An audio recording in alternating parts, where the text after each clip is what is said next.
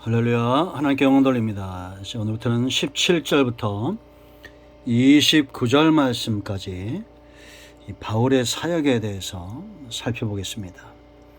이 바울의 자랑과 사역의 모습들이 드러나고 있는데요. 우리가 이 바울의 모습에서 큰 교훈들을 깨닫게 됩니다. 기도합니다. 하나님 감사합니다. 로마서의 말씀들을 통해서 우리 가운데 말씀하시니 감사합니다.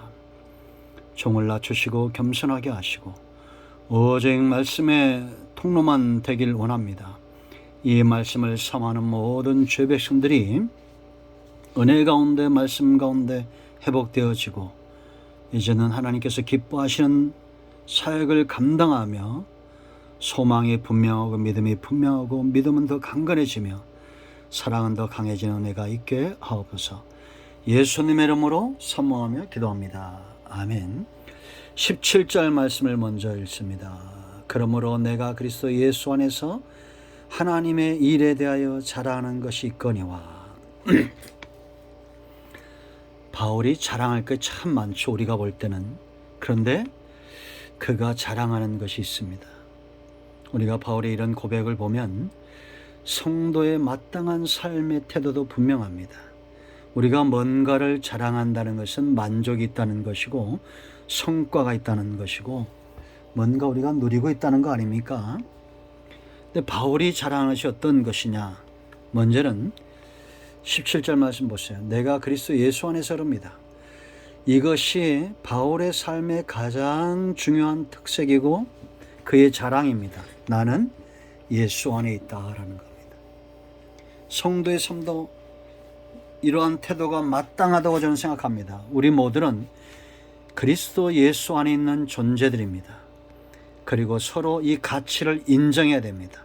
나뿐만 아니라 예수 믿는 모든 사람들은 전부 예수 그리스도 핏값으로 이제는 예수님 짜리들이 되었다라는 겁니다.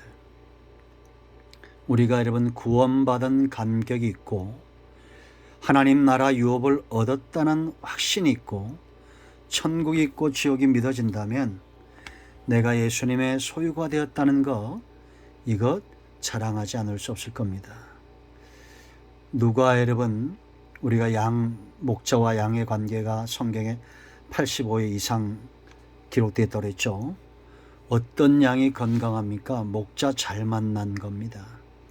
세상도 보세요, 여러분. 이단과 사이비와 우상에 빠져 있는 사람들 보세요. 노예지 않습니까? 노예. 그들에게 건강함이 있습니까? 없잖아요. 무엇을 자랑합니까? 그것이 정말 자랑입니까? 우리는 예수님 안에 있다는 사실, 이 놀라운 것들을 자랑하시기 바랍니다.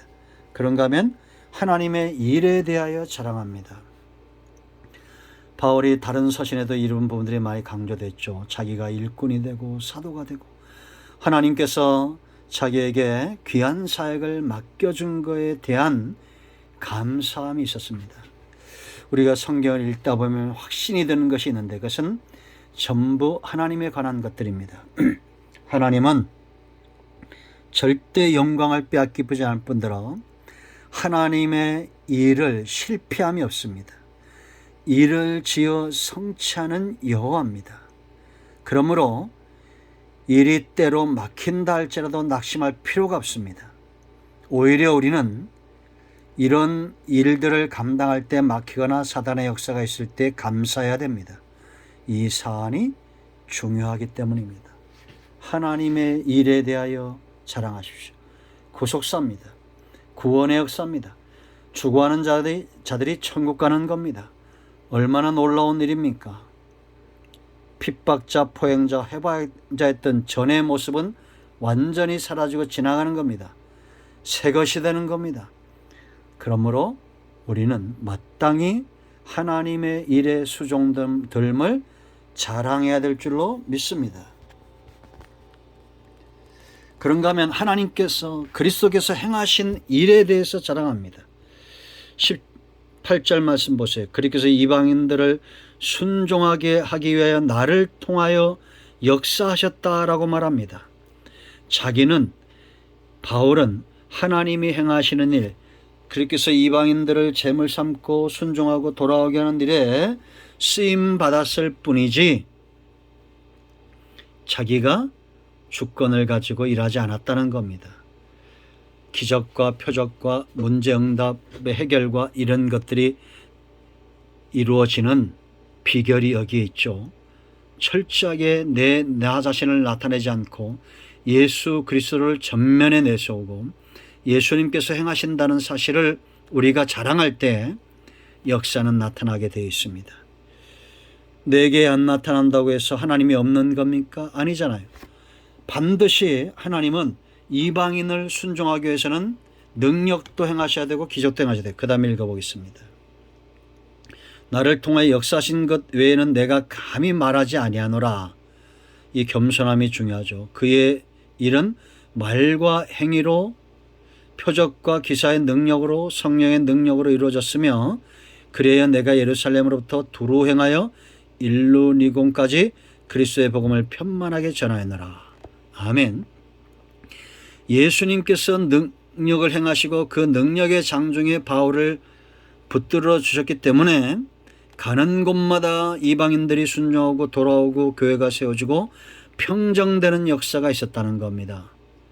더 이상 섬길 곳이 없다 할 만큼 이제 16장 가면 나옵니다. 복음이 편만하게 다 전해지는 이런 일에 쓰임받았다라는 겁니다. 그러므로 여러분 우리는 예수님이 우리 삶 가운데 행하시고 있다는 사실을 자랑해야 됩니다. 인사가 돼야 돼요. 예수님이 행하셨습니다. 우리가 기도 응답 받아도 하나님이 행하셨습니다. 뭐 좋은 일 있어도 하나님의 축복입니다. 예수님이 행하셨습니다. 이런 말이 중요하다라는 겁니다. 감히 말하지 않는다라고 말하죠. 하나님께 영광을 돌리는 거예요. 네 번째, 복음의 능력을 자랑합니다. 그리스도의 복음을 편만하게 전하였노라라고 말하죠. 사람의 능력이 아닌 이 복음, 여기 보면 말과 행위로 이렇게 얘기했죠. 우리가 어떤 말을 하느냐, 그 말이 능력이 될 수 있어요. 예수님은 그리스도입니다. 예수님 외에는 구원의 주가 없습니다. 예수님으로 인하여 우리가 생명을 얻되 풍성이었습니다. 이런 말들은 그 말을 우리가 시인할 때에 그 말 가운데 성령이 역사한다는 겁니다. D.L. 무디의 간증을 우리가 많이 듣죠. 그가 살아있는 동안에 수많은 사람들을 전도했는데 친구 2명이 전도가 안 됐다는 거예요. 근데 죽을 때 친구 2를 불렀는데 그 죽으면서 전도했는데 그 전도 받고 나서 바로 그 주에 한 친구가 전도가 됐고 또 한 친구는 그로부터 수년 후에 되었다는 거예요. 이게 뭘 말합니까? 복음은 전해놔야 된다는 거예요. 전하면 반드시 때가 되면 그 사람 속에서 역사한다는 겁니다. 이게 복음의 능력이에요. 씨앗은 떨어지면 생명력 있는 씨앗은 자라게 돼 있습니다. 썩은 것은 죽게 돼 있어요. 그러므로 우리는 끊임없이 복음의 능력을 자랑하고 선포해야 됩니다. 5번째는 언약의 신실하심을 자랑합니다. 자, 기록된 바 21절 주의 소식을 받지 못한 자들이 볼 것이요 듣지 못한 자들이 깨달으리라 함과 같으니라. 이건 약속이죠. 선지서의 약속들입니다. 말씀은 전에 그대로 되게 돼 있어요. 왜냐? 이사야 52장 12절 말씀을 그대로 인용한 건데 이사야를 통한 말씀이 그 후 수백 년, 수천 년 동안 계속해서 응답되고 있고 아브라함과 언약이 수천 년이 지나면서도 계속해서 그 언약대로 되고 있다는 겁니다. 성경을 우리가 구약 신약 약속의 책입니다. 제가 자주 말씀드리죠. 우리가 흔히 친구를 먹을 때 거짓말하는 사람 친구 먹습니까? 아니잖아요. 성경의 중요한 약속들이 다 이루어졌어요. 세상에 어느 책에도 없는 약속들이 이루어지고 있다는 겁니다. 우리 모두가 이 언약의 신실하심을 자랑해야 됩니다. 성경이 거짓말이라면 자랑할 필요가 없어요. 그런데 진실되게 이루어지고 있다. 생짜배기 이방인들도 돌아오게 하는 것이 바로 이 말씀의 능력이라는 걸 알고 우리가 하나님의 언약, 약속을 중요시긴 저와 여러분 돼야 될 줄로 믿습니다. 우리가 무엇을 자랑하냐? 바울에게서 있었던 이 자랑이 동일한 성령의 역사에 의해서 우리 가슴도 뛰게 하기를 축원드립니다. 기도합니다. 하나님, 이 말씀대로 되게 하옵소서. 자랑거리가 넘치는 삶과 사역이 되기를 원합니다. 예수님의 이름으로 사모하며 기도합니다. 아멘. 이제 축복합니다. 여전히 예수 그리스도 이름이 복음입니다. 나사렛 예수의 이름으로 우리 가운데서 모든 흑암과 어둠의 영들은 목숨을 놓고 떠나갈지어다. 온 영과 온 마음과 온 죄는 치유되며 회복되어지고 어둠의 세력은 물러가며 코로나19 종식되어지며 사단의 역사 이단과 사이비의 영들은 무너질지어다. 예수님의 이름으로 사모하며 축복하며 취하며 기도합니다. 아멘. 응답됐습니다. 할렐루야. 여러분 모두를 축복합니다.